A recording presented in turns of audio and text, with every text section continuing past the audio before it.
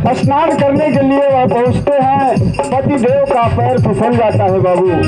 और जब पति गंगा के जल में बह जाते हैं, उस समय उनकी पत्नी रो करके कहती है भगवान भोलेनाथ से,